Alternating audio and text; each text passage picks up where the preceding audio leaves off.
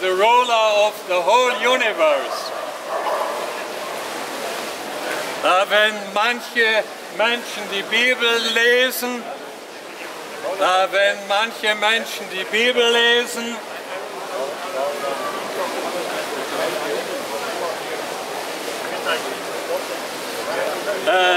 dann heißt es, der Buchstabe tötet.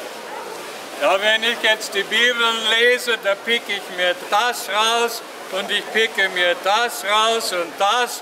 Und da haben also auch viele Menschen, die eine Religion haben, die haben gesagt, ja, Abraham ist nicht schlecht, ja, den können wir brauchen. Dann Jakob ist auch nicht schlecht, Isaak ist auch gut, die können wir auch brauchen. Und Jesus war ein Prophet, ist auch nicht schlecht. Aber Jesus, Gottes Sohn, nein, nein, nein, nein, nein, das gibt's nicht. Ja, und hier heißt es, der Buchstabe tötet. Die Bibel sagt, dass Jesus Christus Gottes Sohn ist. Und wer etwas anderes behauptet, lügt. Tut mir leid, das ist so. Ja, und wenn ich jetzt glaube, dass Jesus nicht Gottes Sohn ist, dann glaube ich eine Lüge. Die Bibel ist die Wahrheit und die Bibel ist Gottes Wort. Und die Bibel sagt, dass Jesus Gottes Sohn ist und bleibt. And now many people read the Bible, but the Bible the letter kills. And some people they say, well, Abraham is okay, and Jacob is okay, and Jesus was a prophet, okay, but he was not the Son of God. This is the letter kills. They make the Bible to be lying, because the Bible says that Jesus is the Son of God. Und wenn wir jetzt in die Bibel schauen, da können wir in Offenbarung 1, Vers 17 lesen. Ich bin der Erste und der Letzte und der Lebendige.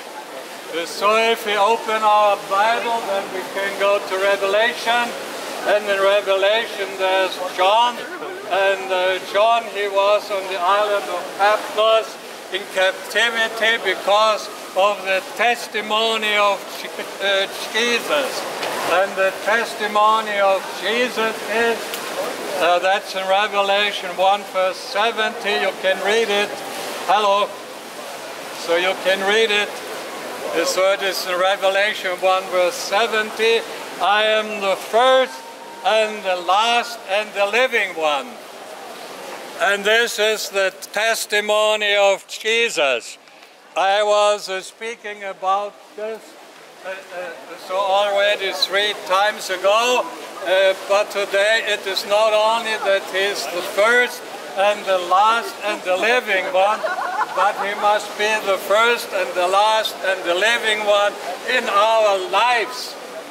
So when Jesus comes in our life, then he starts to change us. So if we have religion, it will not change us. And so when Jesus is the first and the last and the living one, first you have to take him into your life. So I'm here to preach Jesus to you.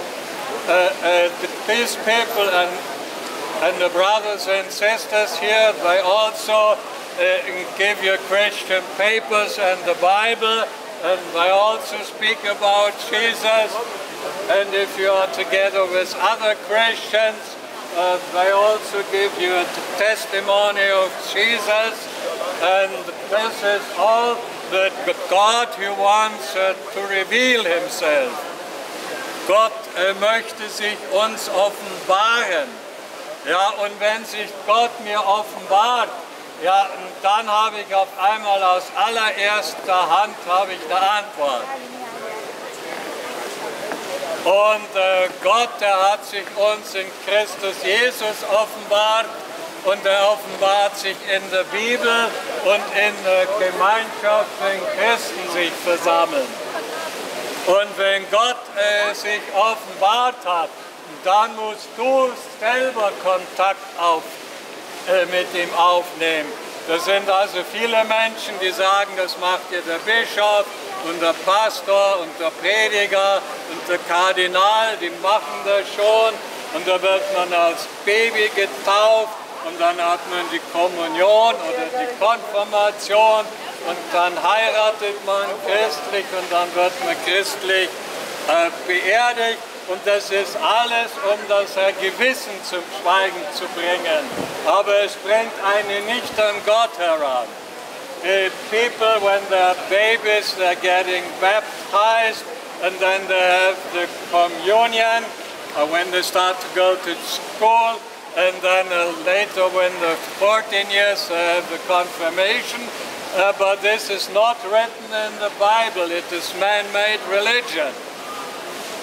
And then if they marry, they must have the blessing of the church, and then when they die, it must be a Christian burial. But this is all religion. But Jesus is a living person. He is not a religion.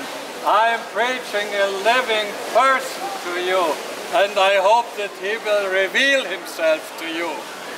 Wenn wir zum Beispiel den Apostel Paulus anschauen, das war ein waschechter Hebräer, der war religiös bis zum Kann nicht mehr und der hat sogar die Christen verfolgt, weil seine Religion ihm das gesagt hat, und dann ist ihm Jesus begegnet.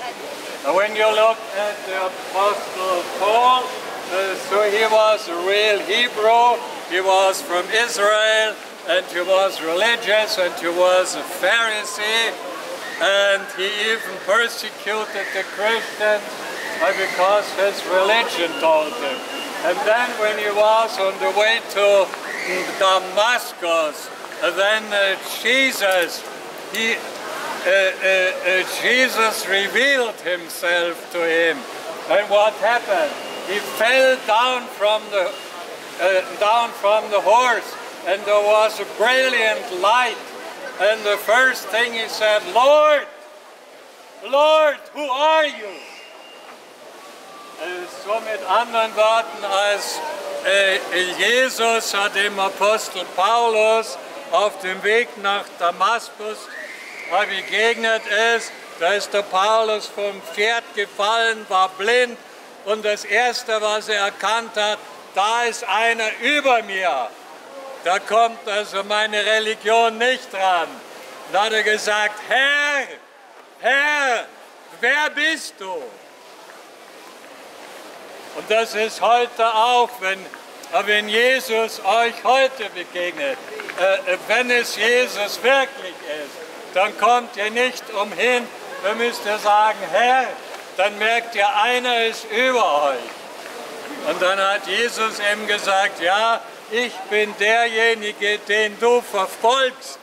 Er sagte, ich verfolge dich, das gibt's doch gar nicht. Da hat Jesus gesagt, doch, das ist so. Du hast keine Ahnung, wer ich wirklich bin. Ich bin der Herrscher des ganzen Universums.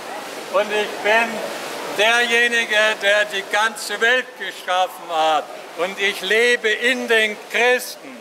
Und wenn du die Christen verfolgst, dann verfolgst du mich. Und dann ist der Paulus ein ganz anderer Mensch geworden.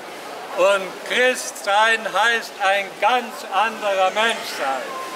Aber wenn wir Johannes 3 lesen, da ist unter den Pharisäern ein Mann gewesen, der hat gesehen, ja, Jesus ist anders, der kann Kranke heilen, der hat einen Toten auferweckt, ja, irgendwas muss er haben, aber da er ein Pharisäer war, hat er Angst gehabt und ist in der Nacht zu Jesus gekommen. Ja, Sie wissen den Namen, das war Nikodemus. Ja, und der Nikodemus, der kommt zu ihm und er sagt, ja, wer bist du und was machst du und wie gibt's das? Kann ich mit dir reden, Bruder? Ja, Sie können auch reden, ja. Nein, das wird aufgenommen und dann sieht sie weltweit jetzt. Aber du, wie lange möchtest du noch weiter reden? Ja, nicht mehr lange. Gut, super. Ja. Und dann hat Jesus zu ihm gesagt, wenn du nicht von Neuem geboren wirst, dann kannst du das Reich Gottes nicht sehen. Das muss man ganz laut sagen. Dann kannst du das Reich Gottes nicht sehen. Du bist blind dafür. Du bist mit Religion zugestopft. Ja, das Gewissen ist abgetötet und schläft.